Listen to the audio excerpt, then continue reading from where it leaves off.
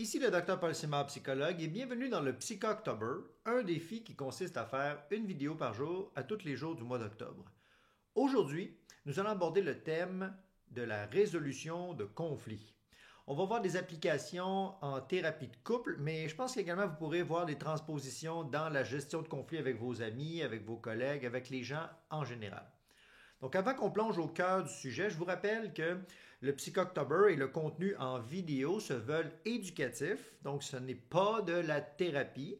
L'objectif est de vous équiper de notions générales et pour ce faire, je vais faire des grandes généralités, de la vulgarisation scientifique et clinique et je vais baser mes réflexions sur les approches généralement reconnues en psychologie. Par contre, je ne peux pas aller dans le détail de chacune des approches et si vous voulez aller plus loin, vous pouvez utiliser mon programme de questions confidentielles et avoir l'assurance que je vais vous répondre rapidement.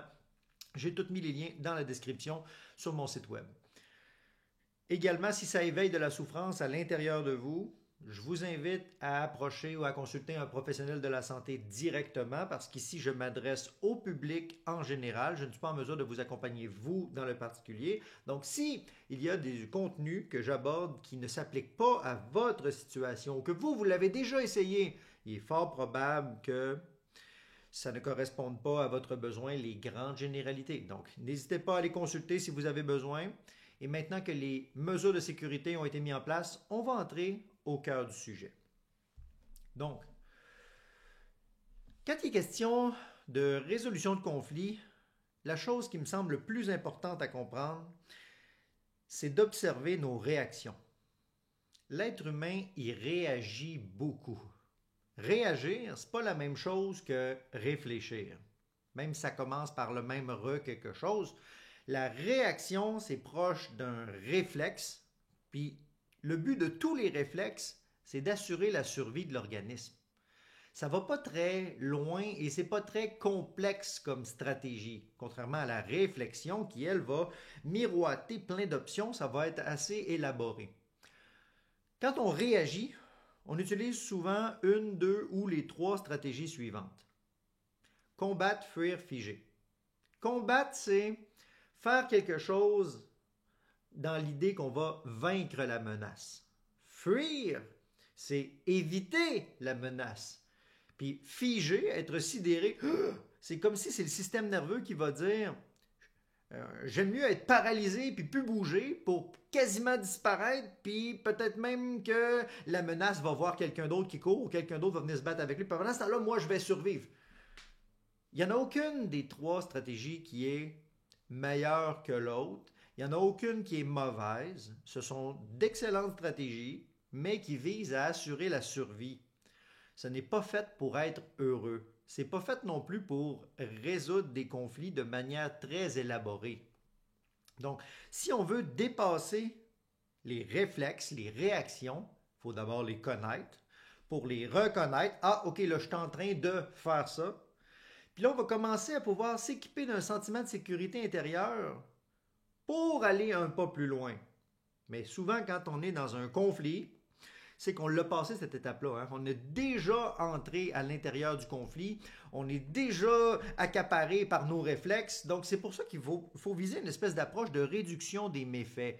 C'est que si avant vous vous rendiez compte que vous étiez dans un conflit de couple, par exemple, alors que ça fait 3 heures que vous vous obstinez avec votre partenaire, mais peut-être que à intégrer les outils que je vais vous partager aujourd'hui dans la rencontre, vous allez peut-être pouvoir essayer de réduire un peu le délai à 1 heure avant de vous en rendre compte. Après ça, peut-être 30 minutes. Peut-être qu'un jour, ça va être 5 minutes après. Puis peut-être qu'un jour, vous allez le voir préventivement en temps réel et voir même installer des facteurs de protection.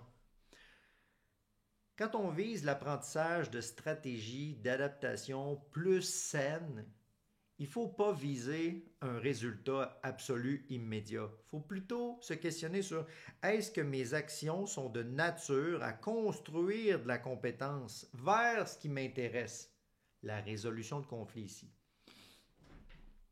J'ai déjà entendu au cours de mes études la phrase suivante. Dans le couple, il y a des conflits qui sont irrésolubles. Et puis moi, je ne suis pas d'accord avec ça. Ça m'avait beaucoup choqué d'entendre ça. Parce que c'est comme si c'est l'aveu d'une personne qui dit « Moi, je pense qu'il y a des conflits irrésolubles. » puis qui va projeter ça sur le conflit des autres, tout en ne voyant pas qu'il s'agit peut-être d'une limitation personnelle. En mon sens, c'est peut-être parce que j'ai de l'espoir à l'intérieur de moi, puis de la capacité de réflexion sur ce sujet-là, que je crois que tous les conflits sont résolubles. Par contre, la nuance que je vais faire, c'est que je ne pense pas que c'est tout le monde qui est prêt en même temps à cheminer dans le processus de résolution de problèmes. Je ne pense pas non plus que c'est tout le monde qui vont accepter de clarifier des choses et de s'engager dans ce processus-là. Donc, dans ce sens-là, on pourrait dire que oui, c'est vrai que ce n'est pas tout le monde qui va être apte ou intéressé à résoudre un conflit, mais c'est possible. Moi, je ne pense pas qu'il y a des conflits irrésolubles. Ça va se passer tout ça dans un cheminement d'alternance et de confiance. Donc, la résolution d'un conflit, ça peut être vu comme un processus de resynchronisation. Parce que si on est dans le réflexe, on réagit, on réfléchit plus. Fait que là, la solution, c'est redémarrer les capacités de réflexion. Puis pour ce faire, il va falloir réinstaller du sentiment de sécurité. Il va falloir réinstaller de manière un peu artificielle au début des formules de politesse. Vous savez, quand on se dit salut, ça va? Oui, ça va? Bonjour, merci. Dans toutes les formules de politesse, j'avais lu un jour un truc qui disait que c'était du lubrifiant social. J'avais beaucoup apprécié l'analogie. Dans le sens où à toutes les fois qu'on va être poli envers quelqu'un, on sous-communique un message. Le message qui dit « Je ne suis pas ton ennemi, nous faisons partie de la même tribu, nous pouvons commercer ensemble, nous pouvons alterner des choses, on n'est pas dans un climat hostile, je suis disposé à quelque part à partager de la gentillesse. » Donc même si ça peut être faké, faux, ou ça peut sonner artificiel, le message qui est sous-communiqué avec la formule de politesse, c'est « Je ne souhaite pas la guerre ». Donc là, il faudrait s'intéresser, si ça vous intéresse vous-même, parce que peut-être que vous préférez vous ostiner, peut-être que vous préférez mener le conflit jusqu'à terme en tant que gagné. Mais ce qui est dommage, c'est que si vous gagnez contre une personne que vous aimez beaucoup, dans le couple notamment, bien là, ça veut dire que vous venez de faire perdre la personne que vous aimez le plus.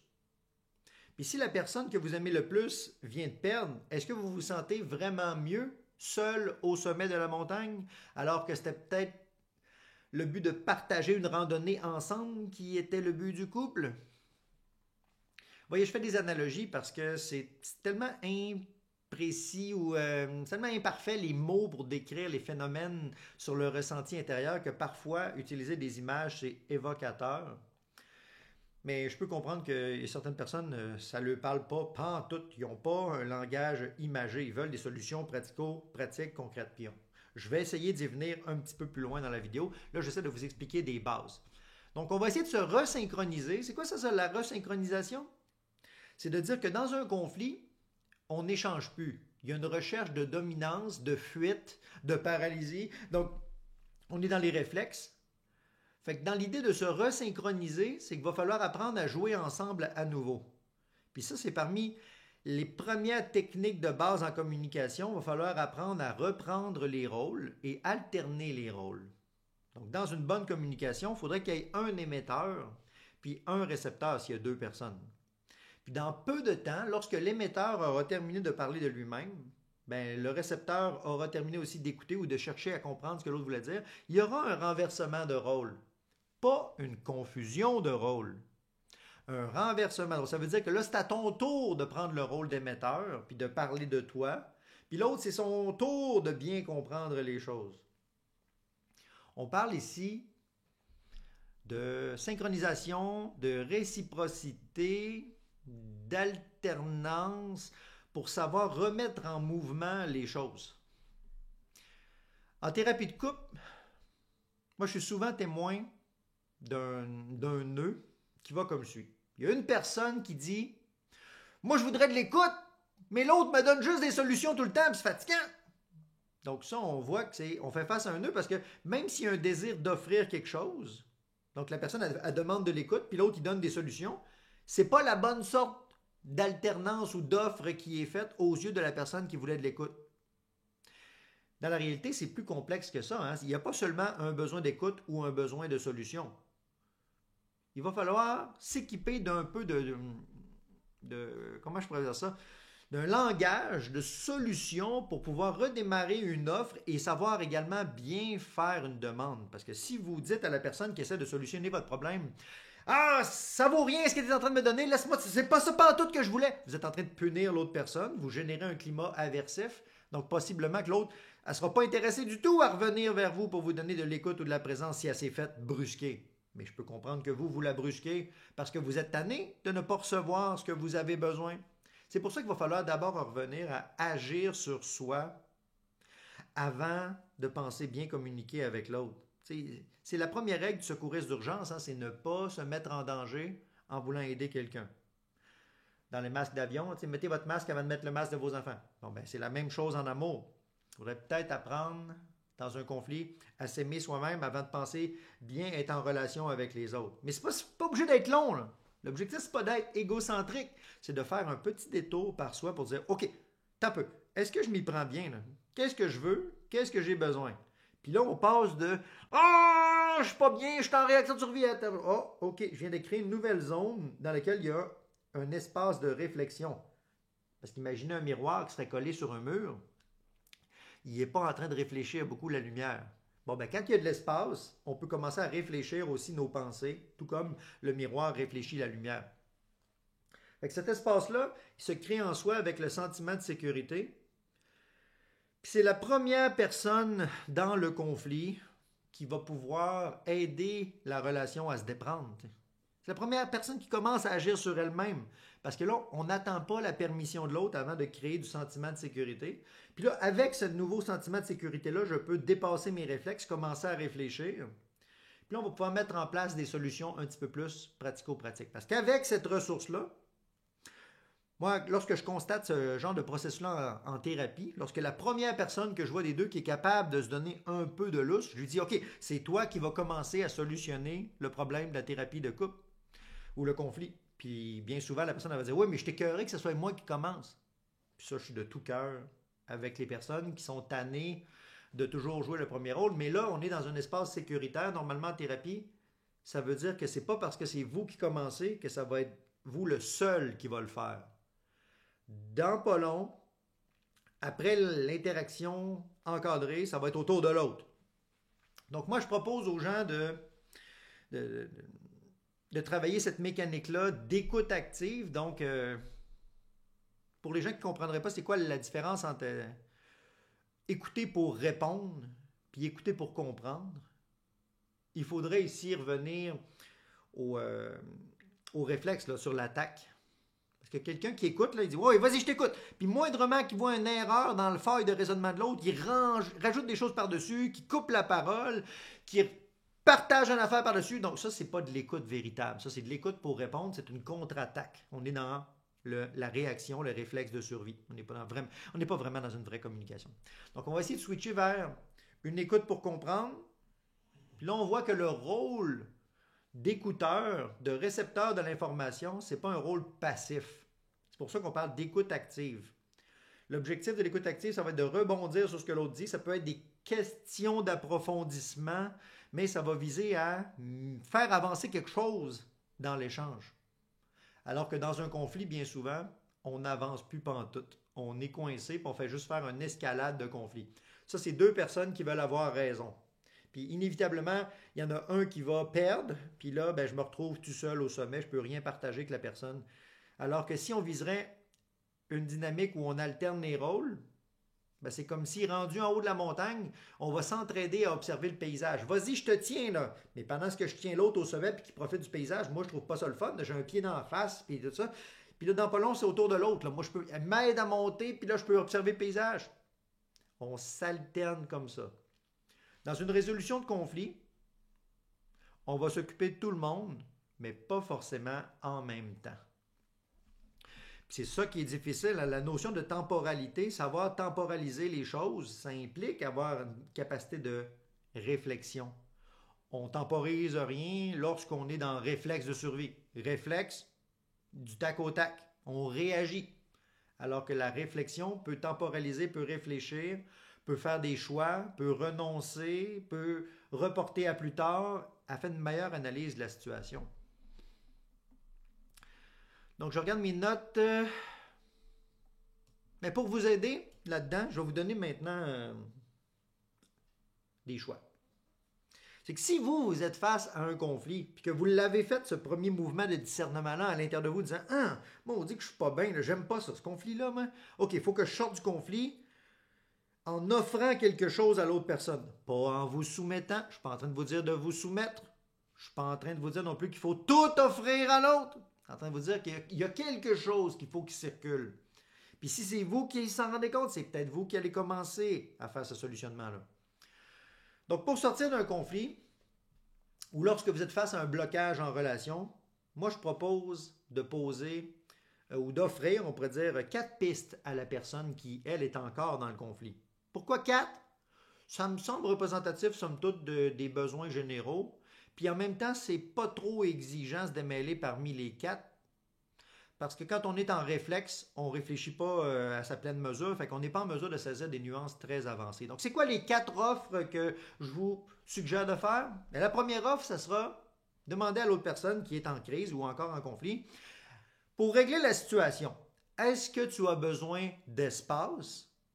Est-ce que tu as besoin de temps? Est-ce que tu as besoin de mon écoute? Ou est-ce que tu as besoin que moi, je le solutionne, la situation? Donc, si on offre cet éventail-là, d'habitude, ça commence à tracer une espèce de trajectoire. En même temps, offrir des choix à la personne, c'est une dynamique qu'on appelle de l'empowerment, c'est que j'y donne du pouvoir, c'est toi qui décides. Même si entre vous et moi, ça peut ressembler à un faux dilemme avec le billet d'heuristique, c'est que quelque part, c'est moi qui ai manipulé le choix des 4 options. Mais je laisse le choix quand même à la personne. Mais oui, c'est moi qui ai choisi les 4 options parce que moi, j'ai sorti un peu du problème. Fait que c'est quand on commence nous-mêmes à sortir un peu du problème qu'on est en mesure de voir des débuts de pistes de solutions. Donc, on va les examiner un petit peu plus en détail chacune. As-tu besoin d'espace? Donc, qu'est-ce que ça veut dire, ça? Si la personne choisit ça, oui, j'ai besoin d'espace. Bien, ça veut dire qu'elle a besoin de prendre de la distance. Probablement pour retrouver son calme. Elle a besoin de se retirer. Puis là, il y a des gens qui vont dire, parce qu'ils ont la crainte d'être abandonnés, que « Oh, mais là, si l'autre se retire, dans le fond, c'est qu'il ne me respecte pas. » Donc, on revient à l'idée qu'on va s'occuper de tout le monde, mais pas en même temps. Ça se pourrait que vous ayez besoin de proximité d'écoute, puis que l'autre ait besoin de distance et d'un espace. Mais on va voir si vous êtes compatible dans l'alternance. On s'occupe de tout le monde, mais pas en même temps. Donc, as-tu besoin d'espace? Donc, la personne, c'est la réparation dans la distance. As-tu besoin de temps? C'est parce que des fois, les gens, ils n'ont pas encore mijoté suffisamment le processus. Ils n'ont pas pris le temps de processer les liens sur les conséquences qui s'en viennent. Peut-être aussi qu'ils ne sont juste pas prêts à se positionner. Parfois, moi, je vais proposer des exercices de thérapie à certaines personnes, puis je vois que ça fait tellement lever de tension à l'intérieur d'eux qu'ils vont refuser l'exercice. Moi, je vais respecter leur désir de refus de l'exercice, parce que ça se peut que ce n'est pas aujourd'hui que la personne est prête.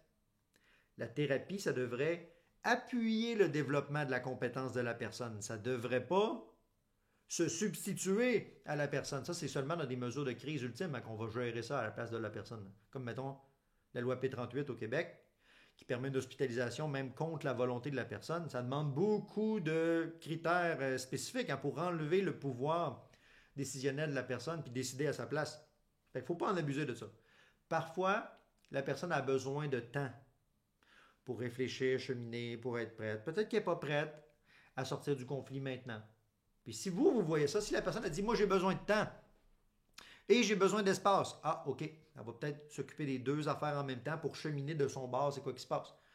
Vous savez, là, un fameux stop, là, puis sortir une vingtaine de minutes ou aller prendre une marche, bon, ben, c'est un mix de prendre de l'espace et du temps. Puis comme vous voyez, aller prendre une marche, une vingtaine de minutes, c'est temporaire et transitoire. Ça ne veut pas dire que je prends 2 ans puis je ne reviens jamais à la maison. Donc, as-tu besoin d'espace? As-tu besoin de temps? Puis le troisième, c'est as-tu besoin d'écoute? Parce qu'il y a des personnes, lorsqu'ils sont pas bien à l'intérieur d'eux, là, tout ce qu'ils ont besoin, c'est de quelqu'un qui est présent à eux puis qui leur donne de l'attention, qui leur donne de la proximité, peut-être même de la tendresse humaine, de la chaleur, de l'affection, des colleux, des flattages, parce que le besoin d'écoute, de proximité, c'est quelque chose qui peut réactiver à l'intérieur de l'être humain des aires cérébrales qui s'occupent du sentiment de sécurité. Donc, c'est un besoin qui est particulièrement important dans le développement affectif chez l'enfant, mais qui reste très important aussi à l'âge adulte. Mais si vous choisissez le besoin d'être écouté, peut-être que ça serait bien ensuite d'informer l'autre personne sur à peu près combien de temps vous pensez que vous allez avoir besoin d'écoute. Je ne suis pas en train de vous dire de chronométrer à la minute exacte ou à la seconde exacte. Ça serait ridiculiser un peu le principe de la gestion des émotions sur le besoin d'écoute. Mais vous pouvez dire, pourrais-tu m'écouter une vingtaine de minutes, là, ou on peut-tu se donner une heure pour parler du sujet? Donc, rien que le fait de pouvoir baliser dans le temps, ça va informer l'autre. Parce que si l'autre dit, moi j'ai à peu près 2 minutes de capacité d'écoute en dedans de moi, je ne peux pas t'écouter pendant une heure, ben là, vous pourrez peut-être vous assurer de vous tourner vers une autre personne qui est capable de vous écouter plus longtemps. Un thérapeute, un ami, un membre de la famille. Donc, l'idée, c'est de ne pas s'abandonner soi-même et de ne pas non plus sauter tout de suite au cœur de l'action en disant, bon ben l'autre il a dit qu'il voulait m'écouter, là, ben let's go! Puis on fait une espèce de déversement qui n'est pas un partage. Puis le quatrième besoin, c'était le besoin de solution. Donc, veux-tu que je règle le problème? Je vois beaucoup de gens, moi, qui avec le besoin, le désir de solution, c'est qu'ils veulent enlever la souffrance de l'autre personne de manière hâtive. Puis ça peut être, c'est très généreux à quelque part, là. C'est comme si je te disais, je vais essayer de t'alléger ton problème en te donnant un objet. Vous savez, le fameux objet transitionnel, la suce du bébé, là, ou le cellulaire maintenant pour les adultes, c'est comme un objet transitionnel du sentiment de sécurité. Les gens, ils font juste ouvrir leur téléphone dans les applications de réseaux sociaux, puis ça leur fait comme un petit... Autant que ça peut être de la rassurance, que si c'est fait de manière excessive, ça peut glisser vers la dépendance. Donc, on ne veut pas ici cultiver la dépendance, on veut instaurer un sentiment de réassurance minimale afin de pouvoir sortir du conflit. Sortir du conflit, sortir de la crise émotionnelle, oui, ça peut ressembler à des techniques qu'on utilise avec les enfants, mais ce n'est pas la seule intervention qu'on fait avec les adultes. C'est une étape, parce qu'on est tous habités par les réactions émotionnelles, on a tous les réflexes de survie, puis si on réussit là, à développer un peu de ressources, on va pouvoir mieux réfléchir à nouveau sur nos objectifs.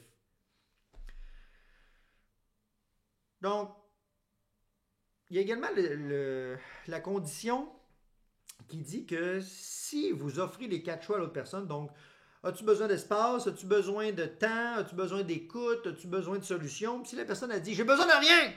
Bon, OK. Qu'est-ce que ça veut dire, ça, j'ai besoin de rien? Ça veut dire qu'elle n'est pas en mesure de réfléchir et de faire un choix éclairé. Donc, j'ai besoin de rien, c'est peut-être que ça sous-communique l'information de mise à distance. Donc, c'est peut-être un besoin d'espace en réalité. C'est peut-être aussi un besoin de solution, parce que peut-être la personne, c'est comme si elle disait « comprends-moi parce que je ne me comprends plus ». Donc là, ça, c'est un besoin de solution. Ça va être à vous de mettre en place les solutions à la place de l'autre. Puis là, si vous êtes en crise, vous dites « j'ai besoin de rien », puis l'autre personne, elle vous fait quelque chose que vous n'êtes pas, bien là, peut-être que ça va vous inciter à reconstruire un début de chemin vers la prise de décision. Je vous rappelle qu'en tant qu'adulte, c'est vous qui êtes responsable de choisir pour votre vie. Si vous ne choisissez pas, c'est quelqu'un d'autre qui va choisir à votre place. Si vous ne prenez pas un début de responsabilité, un début, j'ai dit, ben c'est quelqu'un d'autre qui va prendre des responsabilités à votre place et qui va vous gérer. Donc, si vous voulez garder avec un certain pouvoir dans la résolution de conflits, vous avez tout intérêt à essayer de commencer à vous positionner sur ces débuts de pistes-là. Besoin d'espace, de temps, d'écoute ou de solution. Puis là, si la personne choisit à votre place, puis que vous n'êtes pas content, bien, on pourrait dire que le rôle du mécontentement, c'est peut-être de justement exprimer que vous avez besoin d'être respecté. Ah oui, puis c'est lequel de vos besoins qui a besoin d'être respecté? On peut refouiller dans les 4. Finalement, à la lumière des nouvelles informations, j'avais-tu besoin d'espace, de temps, d'écoute? ou d'une solution? Puis il y a des gens qui vont choisir, bien sûr, les ruptures. Là, comme, c'est pas juste un espace que j'ai besoin. Si j'ai besoin de ne plus être en relation du tout avec toi, il y a des gens qui vont dire c'est pas du temps de réflexion que j'ai besoin, c'est du temps dans ma vie sans toi. Puis il y a du monde qui vont dire c'est pas de l'écoute que j'ai besoin, c'est que j'ai besoin de l'écoute d'une autre personne que toi. Puis il y a du monde qui va dire c'est pas une solution que je veux, c'est gérer moi-même ma vie. Oh, donc, vous voyez, ce sont des pistes de réflexion pour commencer de l'empowerment. Ça peut sembler un faux choix au début, mais l'objectif, c'est de construire progressivement de la santé.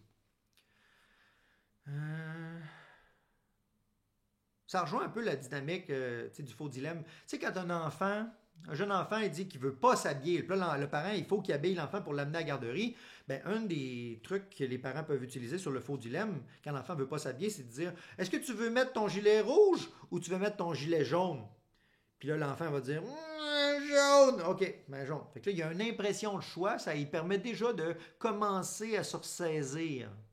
Et pourtant, c'est le parent qui a décidé du choix. Donc là, ici, l'idée, c'est pas d'infantiliser votre partenaire. C'est de vous dire que si vous avez commencé à faire un début de sortie de conflit, puis que vous le voyez que vous n'êtes pas bien dans le conflit, vous allez peut-être être la première personne qui va commencer à pouvoir offrir une piste de solution à l'autre personne. L'autre personne peut le refuser. L'autre personne peut tout d'un coup réaliser que ah, tiens, l'autre me donne quelque chose de qualité, me donne de l'attention, même si ce n'est pas ça que j'ai besoin. Un crime, ça veut dire qu'il essaie de résoudre le conflit. OK, moi aussi, je vais essayer. Donc, autant l'anxiété, l'insécurité, la colère, la tristesse, l'angoisse, la confusion, c'est contagieux. Ça suit des courbes qui sont bien étudiées dans les phénomènes de contagion sociale et de contagion de l'état affectif. Il ne faut pas dire contagion en termes d'affection au niveau de la peau, c'est contagion au niveau de la résonance qu'on va avoir, de l'appréhension des choses sur le plan affectif. On va tendre à se complémentariser ou à réagir aux événements qui se produisent. Donc, imaginez ce qui se produit lorsqu'on est entouré d'un environnement de personnes qui sont assidus sur un thème spécifique. On n'a qu'à penser au côté solennel quand on va dans une bibliothèque. Avez-vous déjà remarqué qu'on fait juste rentrer dans la bibliothèque, c'est comme OK, c'est calme, c'est OK, c'est comme puis on rentre dans un gym, puis c'est comme un peu, oh, tu sais, c'est sa prime, tu sais, on est comme dans l'élan de s'entraîner. Non, ben, c'est un petit peu la même chose. Il y a des gens, moi, qui vont me dire, lorsqu'on vient en thérapie, on dirait que juste le fait d'entrer dans ton bureau, c'est déjà un peu plus facilitant pour réfléchir. Ben, c'est le phénomène de contagion sociale relié avec les contingentes environnementales. Pardon. Ça place la personne dans une espèce de guide qui va instaurer la reprise des ressources intérieures. C'est quelque chose que j'observe souvent en thérapie de couple.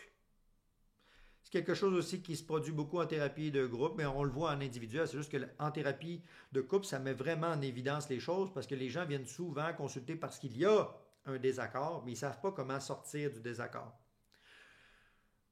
Donc, sur ces grandes notions générales, j'aimerais ça savoir en commentaire, si vous avez écouté jusqu'à maintenant, est-ce que vous utilisez les 4 offres de réflexion sur les besoins?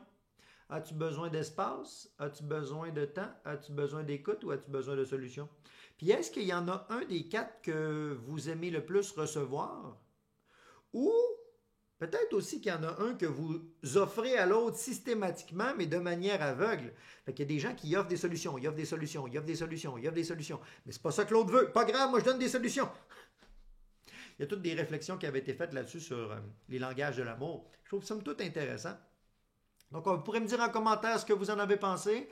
L'objectif du Psychoctober, bien sûr, c'est d'amorcer des réflexions sur ces principes généraux. Si vous avez besoin d'accompagnement personnalisé sur ces sujets, mes coordonnées sont en description. Oui, je prends des nouveaux patients. Ma procédure de prise de rendez-vous, c'est de vous envoyer tous les détails par courriel. Puis si ça convient, puis que mon cadre de pratique répond à vos attentes, bien, on pourra fixer ensuite un premier rendez-vous.